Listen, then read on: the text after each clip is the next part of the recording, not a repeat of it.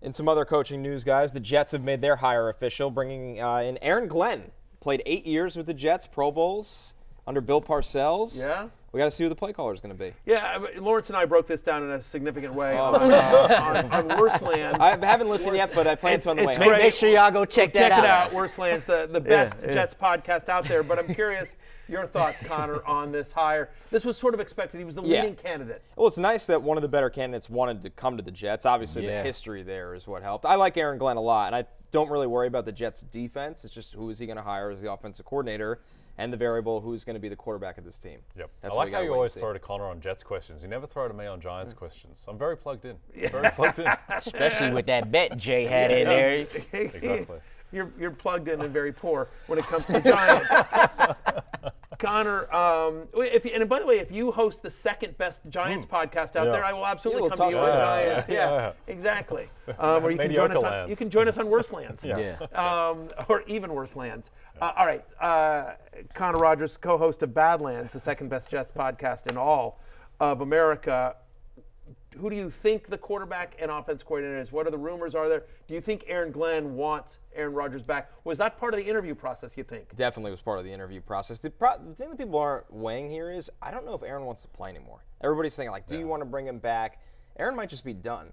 But I think Aaron Glenn's the type of guy that wants to come in and kind of kickstart things right away, not take a year where it's like, we're just kind of figuring it out. So there'll be a pitch, I think, to Aaron Rodgers, but I think a lot of that will be on his plate. And they got to figure out things financially, too. For sure. If he plays another year, their cap gets really messy the 2 years following that. There's a lot of hurdles here before that happens again. By all accounts, Aaron Glenn is not only a great coach, but like just an awesome person, like a great motivator of young men. And so I think Jets fans should be happy today. Yeah, it's always cool when a player that was really great for your franchise for almost a decade comes back and is the coach. So I think the Jets did well here, but like I said, his offensive staff will be a key point. Just looking up. All right, speaking of more offensive staff news, the Patriots made a hire for offensive coordinator, old face back in the fold. Josh McDaniels, for the third time, is the Patriots offensive coordinator now, under Mike Vrabel this time. Yeah, listen, and I think this is a good hire. You know, I mean, look, the Patriots were top 8 in scoring offense in 12 of McDaniels' 13 seasons as OC. Now, Tom Brady isn't his quarterback. Just to add a little bit. Okay, Tom Brady isn't there, obviously. But my point is that I think the questions about McDaniels has never been his offensive play calling.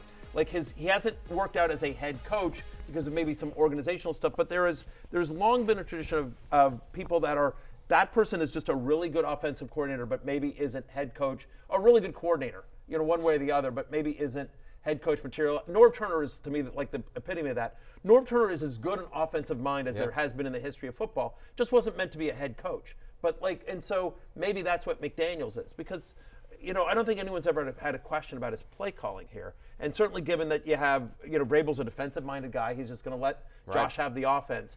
I thought this was a good hire by the Patriots. Yeah, it's familiarity, and like you said about the whole head coaching thing, the organizational stuff, the whole thing with the Colts, and then going back to the Patriots. That might have been his second time as the coordinator, taking Tim Tebow. So all of that stuff was as a head coach, but as a coordinator, like you say, he been close to lights out. He seemed to lose the locker room in Las Vegas, but they moved the ball. I mean, he had like Aiden O'Connell. Right, never really had a ton.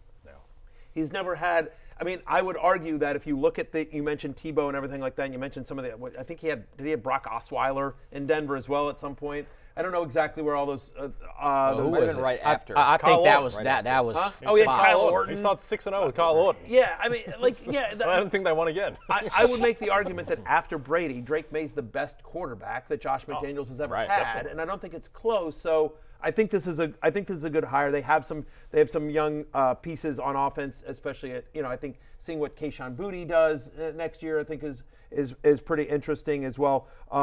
I will say that just knowing what Josh McDaniels was as an offense coordinator the previous years in New England, good luck trying to figure out whether it's Ramondre Stevenson or Antonio Gibson. I think they might add something to that. And they might, exactly. Room.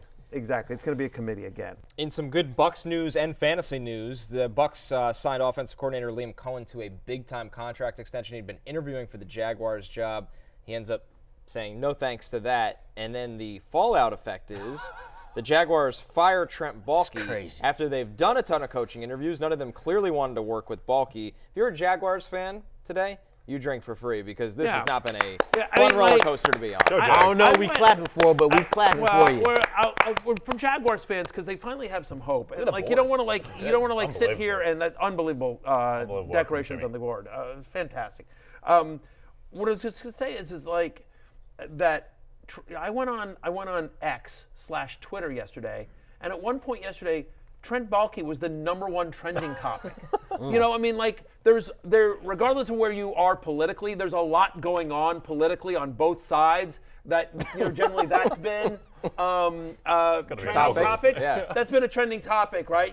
With the inauguration and there's confirmations and everything like that, and so. To see like a general manager of one of the worst teams in the NFL as the #1 trending topic, I'm like, what did he do?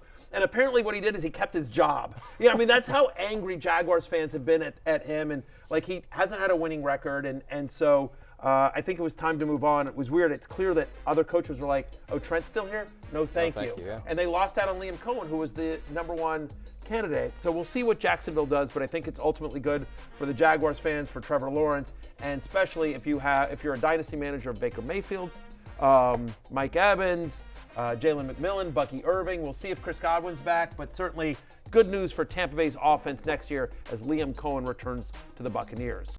Hey, it's Matthew Berry from NBCSports.com and RotoWorld.com, and I want to thank you so much for watching whatever it is you just watched, or if nothing else, being too lazy to click out of the autoplay after this video started, after whatever it is you actually wanted to watch finished.